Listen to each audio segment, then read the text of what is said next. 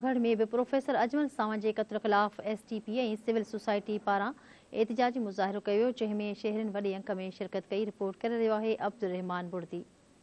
जी बिल्कुल, मां इन वक्त सांगड़ प्रेस क्लब के बाहर मौजूद आहियां। कुछ ॾींहं अॻु जेको है अजमल सावंत के जेको है क़त्ल किया है, इन जी कातिलनि जी जेका है गिरफ़्तारी लाइ अॼु सिविल सोसाइटी STP ऐं सूफ़ी जमायत पारां एहतिजाजी मुज़ाहिरो कयो पियो वञे। अचो त हिननि सां ॻाल्हि ॿोल कयूं त इन्हनि जो वधीक छा चवणु आहे। एहतिजाज में असां घुर कयूं था त सभ खां पहिरियां अजमल सावंत जा जेके कातिल आहिनि उहे केरु आहिनि, उहे जेको आहे बिरादरी चक्कर जेको हलाइनि पिया, सरदारी आहिनि जेके उन्हनि खे पुठ भराई कनि था, उहे जेके पुठ भराई कनि था त असां चाहियूं था त उहे जेके सरदार आहिनि सभ खां पहिरियां जेका FIR आहे न तव्हां सरदार ते कयो। ॾिसो 4 ॾींहं थी गुज़री चुका आहिनि पर अञा ताईं कातिल गिरफ़्तार कोन थिया आहिनि। असांजो मुतालबो आहे सॼी सिंध में 4 ॾींहं खां एहतिजाजी मुज़ाहिरा वारा सिंध तहरीक पसंद पार्टी वारी मुज़ाहिरो करे सॼी सिंध में। असांजो सभिनी खां मुतालबो आहे त SSP उन मुलवस कयो वञे FIR में। उन खां पोइ आबिर सुंदराणी जेको उनजो सरदार आहे, जेको हिननि जो जेके कातिल चए सुंदराणी कयो आहे ऐं माण्हू घर छॾे विया आहिनि, घर कीअं छॾे सघनि था।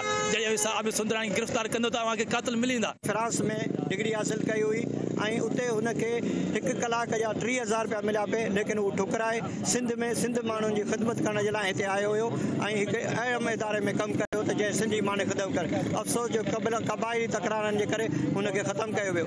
हुकूमत अगरि चाहे त इन ई क़बाइली तकरार सरदारनि खे 1 मिंट में गिरफ़्तार करे सघे। नौजवान असांजो सूफ़ी जमायत जो जेको आहे जोग शरीफ़ जी जमायत जो ही PhD थियल माण्हू जेको IB जो प्रोफेसर हो, उनखे चंद ॾोकड़नि जे एवज़ उनखे क़त्ल करे ऐं बेदर्दी सां जेको फिटो कयो वियो आहे।